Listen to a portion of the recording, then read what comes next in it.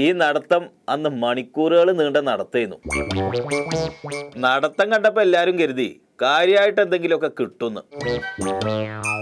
സർക്കാർ സാമ്പത്തിക പ്രശ്നങ്ങൾ നേരിടുന്നുണ്ട്. ഇവിടെ ആരും ഒന്നും തന്നില്ല, ഇവിടെ ഒന്നും കിട്ടിയില്ല.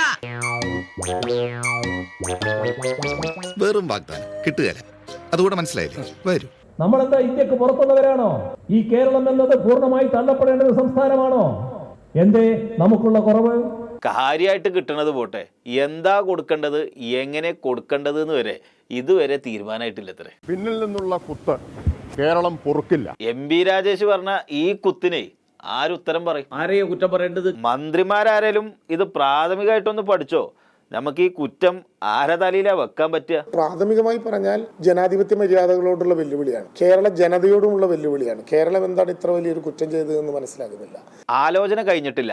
എത്ര വിഹിതം കൊടുക്കണം എന്നാണോ ആലോചിക്കുന്നത്, അതോ ഇനി കൊടുക്കാത്തതിന് എന്ത് ഉത്തരം പറയുന്നതാണോ ആലോചിക്കണതെന്നാണ് മനസ്സിലാവാത്തത്. CPM ആടിനെ പട്ടിയാക്കുന്ന സമീപനാണ് ഇക്കാര്യത്തിൽ സ്വീകരിച്ചിട്ടുള്ളത്. CPM മാത്രം എന്തെങ്കിലുമൊക്കെ പറഞ്ഞ് തടി തപ്പിയിട്ട് കാര്യമല്ല.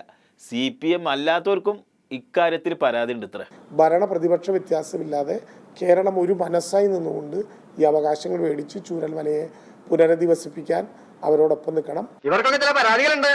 ഓഹോ, അപ്പൊ കോടതിയാണ്. വയനാടിനോടുള്ള കേന്ദ്ര ഗവൺമെന്റിന്റെ അവഗണന ഈ കേരളത്തോടുള്ള വലിയ അവഗണനയാണ്. ഇത് നമ്മുടെ സംസ്ഥാനം ഈ രാജ്യത്തിന്റെ ഭൂപടത്തിൽ ഇല്ല എന്നുള്ള ഒരു നിലപാടാണ് BJP സർക്കാർ സ്വീകരിക്കുന്നത്. അതിനെതിരായിട്ടുള്ള ശക്തമായ പ്രതികരണം പാർലമെന്റിൽ കേരളത്തിൽ നിന്നുള്ള UDF MPമാർ തീർച്ചയായിട്ടും ഉയർത്തും. വെറുതെ വിടാൻ തീരുമാനിച്ചിട്ടില്ല. സുധാകരനൊക്കെ ഇക്കാര്യത്തിൽ പാർലമെന്റിൽ തീപ്പൊരികളാവുന്നാണ് പറയുന്നത്. ഈ സുധാകരനൊക്കെ അവിടെ പാർലമെന്റിൽ പോയി ഇരുന്നാ പോലെ പാർലമെന്റിൽ പറയുന്ന ഉത്തരം വായിക്കണം, കേൾക്കണം. ഉത്തരം ശരിക്ക് കേട്ടോല ആരെങ്കിലും ഉണ്ടോ? കേട്ടിട്ട് എന്തെങ്കിലും മനസ്സിലായോ? അങ്ങേറ്റത്തെ ഇൻസൾട്ടാണ് അവർ നടത്തിയിരിക്കുന്നത്. പിന്നെ എങ്ങനെയാണ് ഉത്തരം കേൾക്കുക? അമ്മാരി അപമാനിക്കലാത്രേ. കേന്ദ്ര സർക്കാർ ഒരു കാര്യത്തിലും ഒരു സംസ്ഥാനത്തോടും വിവേചനം കാണിച്ചിട്ടില്ല. അത് ശരി. ഇനിയിപ്പോ ഈ കാര്യത്തിൽ ആരും ഒന്നും പറഞ്ഞിട്ടുണ്ടാവില്ല. എന്നാ ഫണ്ട് കിട്ടുന്നുണ്ടോ? അതൊട്ട് കിട്ടണില്ല. ആരെയോ കുറ്റം പറയേണ്ടത്? കേന്ദ്ര സർക്കാരിനല്ലല്ലോ, കഴിവില്ലാത്ത ഈ പിണറായി സർക്കാരിനല്ലേ? ഇല്ല, എന്റെ ഒരു കണക്കില്ല, എന്റെ അധ്വാനത്തിന് കണക്കില്ല, എന്റെ ജീവിതത്തിന് കണക്കില്ല, എല്ലാം നിങ്ങൾ ഇഷ്ടം. സംസ്ഥാന സർക്കാരിന്റെ നിഷ്ക്രിയത്വം, സംസ്ഥാന സർക്കാരിന്റെ കഴിവില്ലായ്മ. മുരളേട്ടാ, കേന്ദ്രവിഹിതം കിട്ടുന്നതിനെ കുറിച്ചാണ് ഇപ്പൊ നമ്മൾ ചർച്ച ചെയ്യുന്നത്.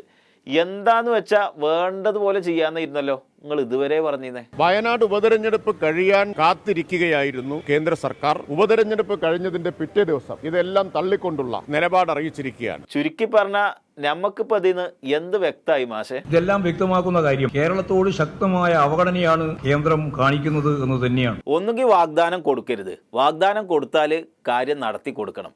കൊടുത്ത വാഗ്ദാനത്തെ വാക്കുകളോണ്ട് മറിച്ചിട്ട് തടി തപ്പരുത്.